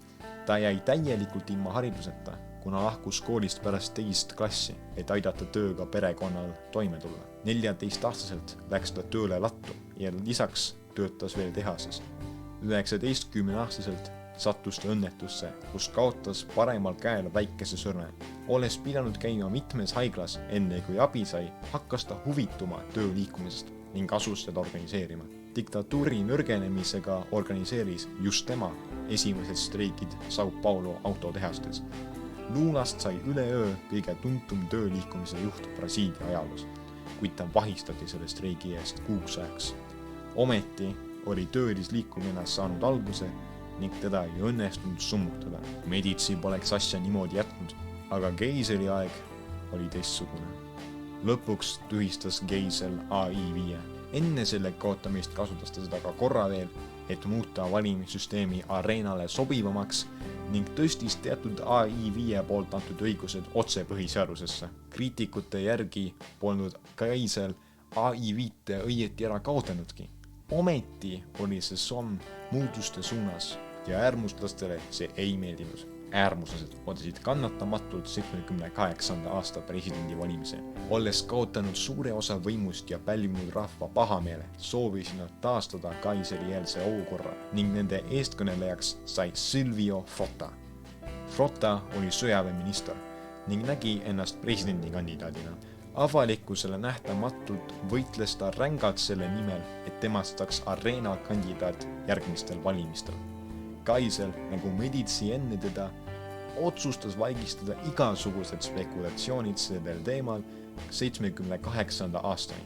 77. aasta oktoobris vallandas Kaisel riigipühade ajal kellegagi konsulteerimata Frota, teavitades sõjaväge enne kui Frotat ennast. Kaisel teavitas Frotat vallandamisest isiklikult ning hoolimata Frota katsetest oma relvavendi end kaitsma veenda, sunniti Frota kaotust tunnistama. Frota asemele valis Kaisel presidendikandidaadiks SNI juhi João Batista Figueiredo, kes oli sarnaselt Kaiselile Sorbonne ja kelle abiga Frota elimineeriti. Arena valis üksmeelselt Figueiredo oma kandidaadiks. Figueiredole soovis konkurentsi pakkuda Minas Geraisi endine kuberner ja senaator Magalhães Pinto ja tema kandidatuur esitati, kuid konventsioonile ta ei ilmunud. MDB'lt tuli ka kandidaat, Euler Pentes Monteiro, kindral, kes oli Sudene juht enne kui ta protestiavaldusena Medici ajal tagasi astus. Sudene oli riiklik agentuur, mis tegeles Kirde-Brasiilia arendamisega ning Monteiro astus tagasi, sest Delfim Neto majanduspoliitika tõttu võeti Sudenelt raha ära. Monteiro kampaania sarnanes Guimareishi 74. aasta kampaaniale, jäädes suures osaks sümboolseks. Valimised võitis demokratiseerimist alustada lubanud Figueiredo 355 häälega Monteiro 266 hääle vastu. Kõik MDB saadikud hääldasid Monteiro poolt ning kõik Arena saadikud Figueiredo poolt. Figueiredo valimisega oli asi otsustatud. Demokraatia naaseb. Küsimus oli vaid, et millal. 79. aastal võeti paljude opositsionääride poolt kaua oodatud otsus vastu. Kehtestati amnestia neile, kes olid pärast 61.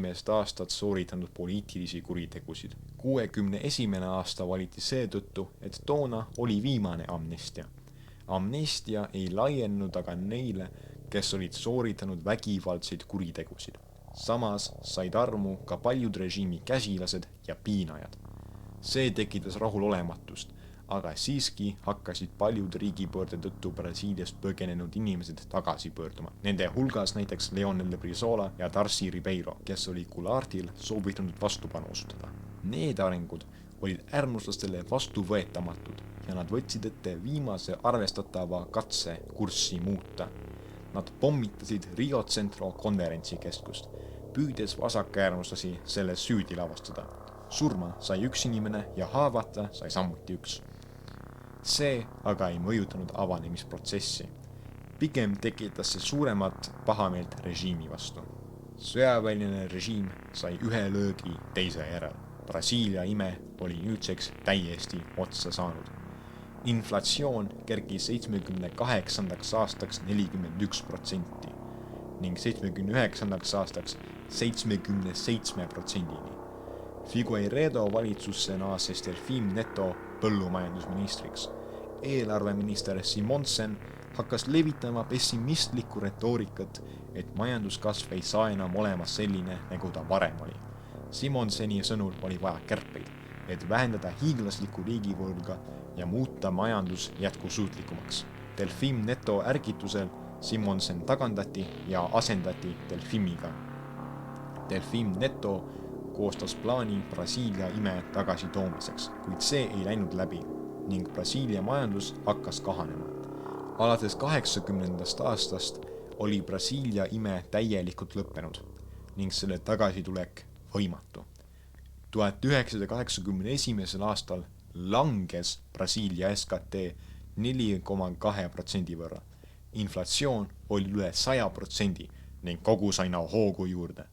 1983. aastal oli see lausa 135%, 84. aastal 192,1% ja Figueiredo ametiaja viimasel aastal 1985 226%. Kui seda olukorda võrrelda Eestiga, siis Eesti ajaloo kõrgem inflatsioon oli aastal 1993 ning siis oli see vaid 89,8%. Sellise majandusliku olukorra peale oli taas aktiveerunud töölisliikumine. Lulaga eesotsas algasid Sao Paulos taas streigid, millega sooviti ametiühingute ametlikku tunnustamist ja hüppelist palgatõusu. Lula töötajatele pakuti nõutust väiksemat palgatõusu ja uued ametiühingud tunnustust ei leidnud. Valitsus lootis, et sellega kaotab Lula toetust, aga efekt oli hoopis vastupidine. Töölised austasid Lulat veelgi enam, kuna ta oli suutnud välja võidelda töölistele paremad tingimused. Lähenemas olid 22. aasta valimised ning opositsioon töötas olla Arena võimule ohtlik. Aastaks 1982 lepiti kokku, et seekord on paljud valimised, kuid mitte presidendivalimised, otsesed ning lisaks riiklikule ja osariiklikule parlamendile valiti ka kuberner otsevalimistega.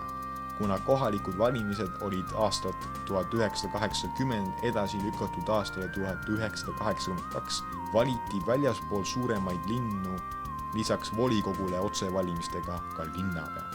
Kuid nüüd pidid parteid muutuma. Arena, mis oli saanud režiimi sümboliks, pidi oma imagot muutma. Selleks otsustati vanad parteid laiali saata ning asutada uued. Arena nimetas end ümber PDS-iks, Partido Democrático Social ehk Sotsiaalne Demokraatlik Partei. MDB, millel oli aga rahva hulgas hea kuulsus, jättis oma partei suures osas muutmata. Küll muudeti olude sunnil oma nime PMDB-ks, Partido do Movimento Democrático Brasileiro ehk brasiillaste demokraatliku liikumise parteiks. PDS ja PMDB olid kaks suuremat parteid, kuid opositsiooni lõhestamise eesmärgil otsustati lubada ka uusi erakondi. Esimesed kaks konkureerisid samale nimele, PTB ehk Brasiilia töölispartei. Esimest gruppi juhtis Leonel Brizola, teist Getulio Vargase sugulane Ivette Vargas. Vaidlus nende kahe vahel läks kohtuni välja ning võitjaks sai Vargase grupp, kes moodustasid PTB. Oma nimekaimust erines see partei oluliselt ning erinevus aina kasvas. PTB oli tsentristlik, kergelt paremale kaldu erakond. Brizola grupp otsustas aga oma erakonna nimeks panna PDT. Brizola, kes oli kuulsus veteranpoliitik, soovis esindada seda, mida esines vana PTB ning pretendeeris juhtiva vasakpartei kohale. Aga tekkis veel üks vasakpartei, mis sellele plaanile kriipsu tõmbas. PT, Partido dos Trabajadores ehk tööliste partei. Asutati 5 parteist viimasena. PT juhiks sai Lula, kes oli oma streikidega juba palju kuulsust kogunud, kuid neil polnud esialgu väljaspool São Paulost veel kuigi palju jõudu. 1982. aasta valimiste saabudes saatis PMDB-d ja PDS-i suur edu, sest nad olid kaks suurt erakonda, millel oli juba üle 10 aasta kogemust ja kapitali, samas kui PT, BDT ja PTB olid sunnitud toetuma omale rahale. Tulemused olid PMDB-le palju toetavad.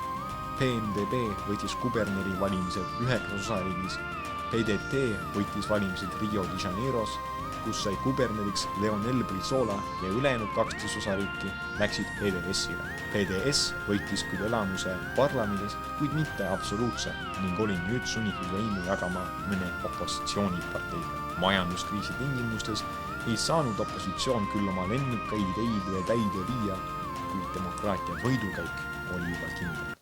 Uue kongressi liige Dante de Oliveira PMDB tegi ettepaneku presidendivalimiste otsesteks muutmiseks. Järgmised presidendivalimised said olema 1985. aastal ning toonase plaani järgi pidi valima valimiskogu.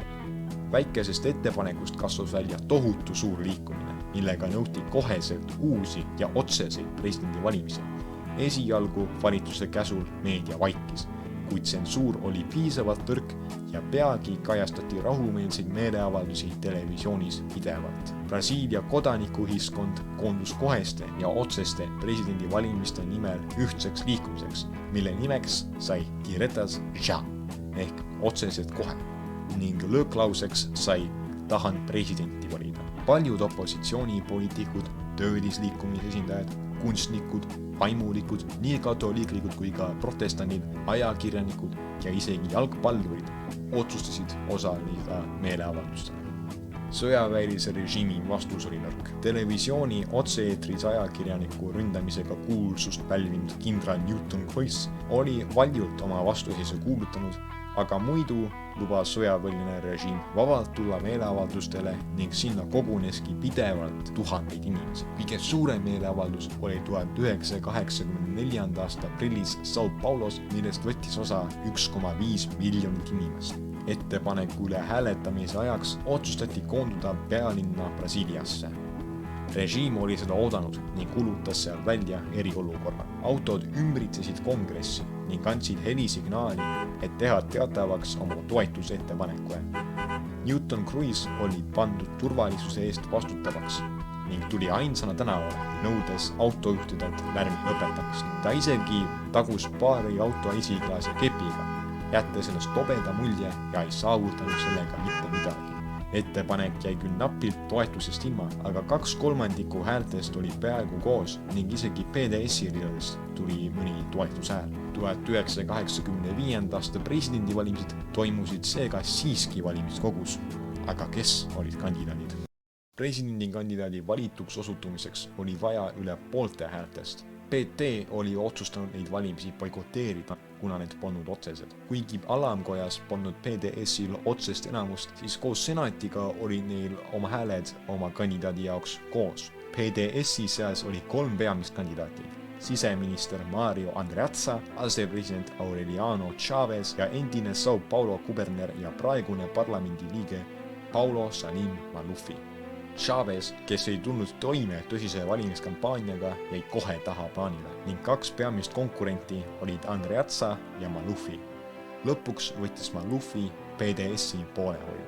Aga kuidas, kui Figueiredo isiklik eelistus oli Andreazza? Paulo Maluffi oli olnud küll Arena ja PDS-i liige, kuid ta oli algusest peale olnud probleemne tegelane, eriti oma erakonna seas. Tema poliitiline karjäär oli saanud alguse tänu isiklikele sidemetele Artur da Costa e Silvaga ning 10 aasta jooksul tõusis ta São Paulo linnapeaks ning hiljem kuberneriks. Ta ei olnud rahul sellega, et Arena teda ei eelistanud ning oli kuberneriks saanud pigem omal initsiatiivil. 1978. aastal São Paulo kuberneri valimistel oodati, et endine kuberner Laudo Natel saab Arena kandidaadiks. Nõnda oli president ju käskinud.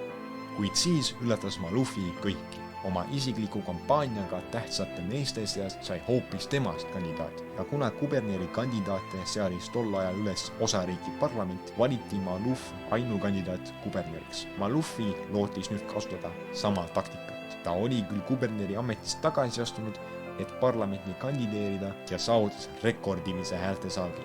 673 000 häält. Maluffi taga oli arvestatav liikumine ning see suutis Andreazza kampaania alistada. Kandidaadiks sai vastuoluline Maluffi. Maluffi oli paljudele lausa nii vastukarva, et suur osa liikmeid lõi PDS-ist lahku ning moodustas FL-i, Frenchi liberaal ehk liberaalse rinde. FL-i polnud veel ametlik partei, vaid ühendus PDS-i partei sees. FL-i toetas PMDB kandidaati, kelleks sai Tancredo Neves. Neves oli diktatuuri ajal olnud Minas Geraisi senaator ning enne diktatuuri João Goularti valitsuse ajal peaminister. Nevesi asepresidendi kandidaadiks sai José Sarney, kes oli varem olnud Arena president ning vahetas parteid valimiste tõttu. Ta oli olnud senaator Maranhãost ja 1965. aastal valiti ka selle osariigi kuberneriks. Enne diktatuuri oli ta olnud UDN-i, küll selle uuenduslikuma Bossa Nova ühenduse liige. Presidendi valimised toimusid 15. jaanuaril. Tancredo Neves valiti ülekaalukalt presidendiks. Ta sai 480 häält ehk ligi 73% valijameeste häältest. Maluffi kogus vaid 27% häältest ja pidi leppima kaotusega. PDS oli kaotanud, kuid PMDB oli võitnud. 9 päeva pärast valimisi asutas FL omaette erakonna. PFL, Partido da Frenchi Liberal ehk liberaalse rinde erakond. Sellega algas PDS-i allakäik, mis kulmineerus mitmetes ühinemistes teiste tulevaste erakondadega ning millest ta pole senini taastunud. Tänapäeval on PDS tuntud kui PP, Partido Progressista ehk progressiivide erakond. Tancredo võidust oli vaid veel üks samm tõelise demokraatiani, uue põhiseaduse vastuvõtmine. Kuid Tancredo tervis oli kohutavas seisus. Tancredole ei tulnud võit sugugi kergelt. Ta oli suhelnud Kirde-Brasiilias PDS-i uue põlvkonnaga, et innustada nende toetust. Ta oli teinud ränka tööd, et võita. Ja pärast valimiste võitu käis ta ka välismaa, kuid Tancredo oli vaid kehva tervisega vanamees. Tal olid kasvaja tõttu pidevad valud. Siiski soovis ta kindlustada oma ametisse nimetamist, et miski ei takistaks enam demokratiseerumisprotsessi. Tancredo avalikustas oma haiguse ametisse astumise päeval ning läks kohe haiglasse. Tema asemel sai presidendiks asepresident Sarney, esialgu vaid presidendi haiglas viibimise ajaks, aga Tancredo suri 85. aasta 21. aprillil 75-aastasena. Mis saab edasi? Pärast Tancredo surma sai Sarney ametlikult presidendiks. Hoolimata oma minevikust Arenas kutsus ta kokku uue põhiseadusliku konvendi, mille liikmed selgusid 86. aasta valimistel. Sarney valitsuse esimene eesmärk oli majanduskriisi peatamine. Pärast 85. aasta valimisi oli majandus hakanud toibuma. Kasutusele oli võetud uus majanduslik plaan, Plano Cruzado. Cruzado tagajärjel langes inflatsioon 100% võrra, ulatudes nüüd 148%-ni. Esialgu näis, et Sarney valitsus saab majanduse turgutamisega hakkama ning 86. aasta valimistel saatis PMDB-d suur edu. Selleks ajaks oli riik muutunud täiesti demokraatlikuks ning juurde oli tekkinud üle 20 uue erakonna, millest paljud moodustasid omavahel valimisliite. 5 suuremast erakonnast ehk PDS, PDT, PT, PTB ja PMDB said aga Brasiilia tähtsamad erakonnad. Nende suurte erakondade kõrvale tekkisid tähtsamatena ka PFL, konservatiivne PL, neoliberaalne PRN ja vasaktsentristlik PSP. PMDB-ga võrreldes olid aga kõik erakonnad väikesed. PMDB võidis kuberneri valimised igas osariigis peale Kirde Brasiilias asuvas Sergipes, kus võidutses PFL.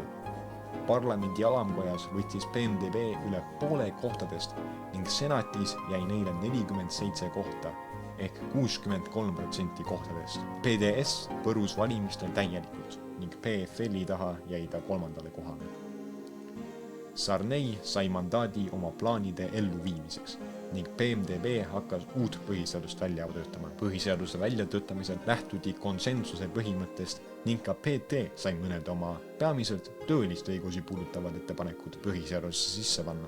Uue põhiseadusega nähti ette, et 1993. aastal toimub põhiseaduslik referendum uue riigikorrale, kus küsitakse valijatelt, kas nad tahavad jätkata vabariigina või tuua tagasi monarhia. Küsiti ka selle kohta, kas rahvas soovib presidentiaalset või parlamentaarset korda. 1993. aastal peetud referendumi tulemustel jätkati vabariikliku presidentaalse korraga. Referendumi pidamise vajaduse tingis ühe monarhistliku parlamendi liikme probleem, et Brasiilia rahvalt polnud kunagi küsitud arvamust riigi valitsemise vormi kohta ning kõik senised valitsused olid võimule saanud vägivaldselt.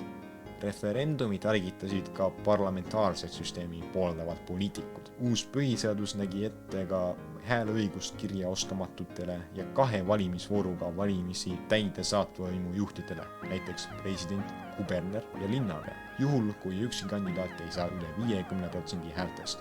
Sellisel juhul jõuaksid esimesel ja teisel kohal olevad kandidaadid teisse vooru, mille võitja osutuks valimiste võitjaks. Sarney valitsus ei suutnud aga majandust päästa. Arvukate plaanide kiuste tõusis inflatsioon plahvatuslikult. 1987. aastal oli see uuesti 200%, 88. aastal aga ennekuulmatu 628%. Sarney valitsuse viimasel aastal 1989 oli see ületanud 1300%. Majanduskriis oli enneolematu ja põhjustas suure valitsuse vastase vahameele. PMDB-st oli lahku PSDB, mis soovis esindada tsentristliku opositsiooni paremini, kui PMDB oli seda teinud.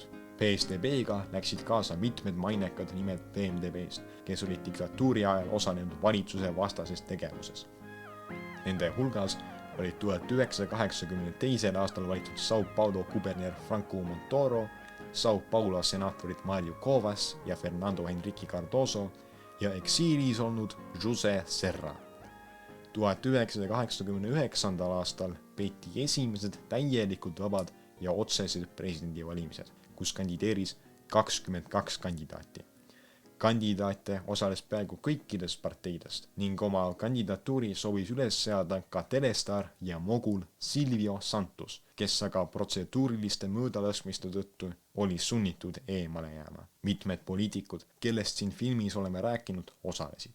Näiteks Lula esindas PT-d, Brizola PDT-d, Mario Covas PSDB-d, Maluffi PDS-i ja Guimarães PMDB-d, kuid valimised võitis keegi, kellest paljud ei olnud varem kuulnudki.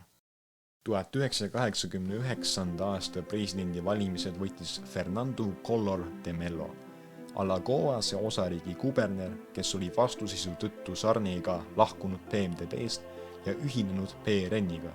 Collor esindas neoliberaalset, parempoolset ja populistlikku nägemust Brasiiliale. Tänu oma sidemetele televisioonimaailmas suutis ta tuua oma kampaaniale suurt tähelepanu ja võitis Lulat teises voorus. Collori ametiaja algus oli lootusrikas. Usuti, et esimene otsevalitud president suudab riigi kriisist välja tuua. Nii aga ei läinud. Uue majandusplaani Plano Collori tagajärjel külmutati paljude brasiillaste säästukontod. Seda tehti usus, et nii suudetakse inflatsiooni ohjeldada, aga ainsaks tagajärjeks oli inimeste vaesumine. 1990. aastal ületas inflatsioon 2500% piiri. Algasid Collori vastased meeleavaldused ning tõusis skandaal Collori kampaaniarahastaja PC Fariase ümber. Kerkis ka muid korruptsiooniskandaale Collori ümber ning kõige selle tagajärjel tagandas kongress Collori ametist. Tema asemele tuli asepresident Itamar Franco, kes avalikustas uue plaani, Plano Real. Plano Realiga võeti kasutusele uus rahaühik, Brasilia Real. 1994. aastal võeti plaan vastu ning inflatsioon langes paari 1000% 94% ning aastal 1997 7% peale. Franco mantlipärijaks sai Fernando Henrique Cardoso PSDB-st, kes oli olnud tema majandusminister. 1994. aastal valitud esimeses voorus, 1998. aastal tagasi valituna stabiliseeris ta Brasiilia majanduskorda, kuid oma teisel ametiajal tekitas ta pideva erastamisega pahameelt ning 2002. aastal valiti presidendiks endine töölisliikumise juht Lula. Lula ametiaega õnnistas eksporditavatele kaupadele ja toorainete hinnatõus ning selle raha rajas Lula arvukalt uusi sotsiaalprogramme, näiteks Bolsa Familia, millega anti toetusi Brasiilia vaesematele peredele ja Fome Zero, millega kaotati tõsine nälg Brasiiliast. 2006. aastal tagasi valituna jätkas Lula oma tööd ja pani piirid Amazonase vihmametsade põlengutele, mis Cardoso ajal olid piiramatult mõllanud. Oma ametiaja lõpus oli Lula kõrgelt hinnatud ning uuringud näitasid, et teda toetas 80% rahvast.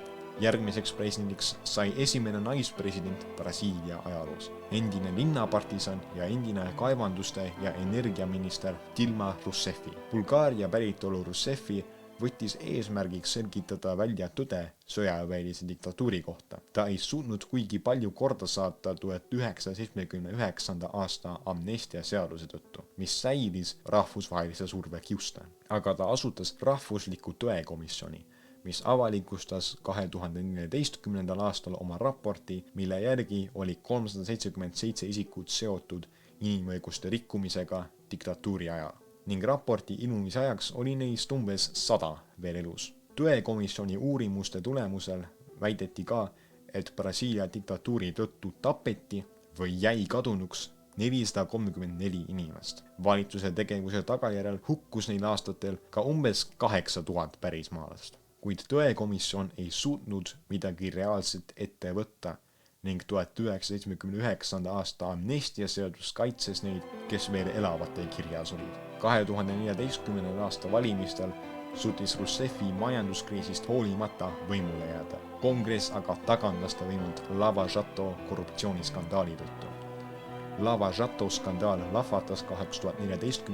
aastal ja sellega olid seotud pea kõik Brasiilia poliitilised jõud ning paljud firmad. Roussefi asemele astus tema tsentristist asepresident Michel Temer. Temer osutus aga ebapopulaarseks presidendiks tema suhtes tõstatatud korruptsioonisüüdistuste tõttu ning tema asemele tuli 2018. aasta presidendivalimiste tulemusel parempoolne parlamendiliige Jair Bolsonaro, kes oli tuntust ja kurikuulsust kogunud seoses Lava Jato skandaaliga. Sõjaväelasena oli Bolsonaro võidelnud diktatuuri ajal maapiirkondades partisanide vastu ning talle oli diktatuur sümpaatne. Roussefi umbusaldushääletuse ajal paistis ta silma oma värvikate ütlustega, millega ta ülistas diktatuuri ja võrdsustas 1964. aasta riigipöörde 2016. aastal toimunud umbusaldushääletusega. Bolsonarost oli selle tõttu saanud üleöö tähtsaim kandidaat presidendi kohale ning ta võitis 2018. aasta valimised teises voorus. Bolsonaro ametiaega varjutasid aga 2 kriisi. 2020 aasta COVID-19 kriis, 2022 aastal puhkenud sõda Ukrainas. Mõlemad sündmused põhjustasid Brasiiliale majanduskahju ja 2022 aasta valimistel naasis Lula, kes oli Lava Jato järel olnud 580 päeva vanglas, kuid vabastati kohtu poolt protseduurilistel põhjustel. Lula võitis valimised üle noatera, kogudes teises voorus 50,9% häältest. Bolsonaro-meelsed jõud süüditasid teda aga valimispettuses ning 8. jaanuaril 2023. aastal ründasid nad rahvuslikku kongressi. Meeleavaldajad nõudsid muuhulgas, et sõjavägi eemaldaks Lula võimult ja kuulutaks välja uued valimised. Ajad olid aga muutunud ning poliitikast eemaldunud sõjavägi ajas meeleavaldajad kongressi juurest ära. Aastal 2023 on Lula ikka veel Brasiilia president.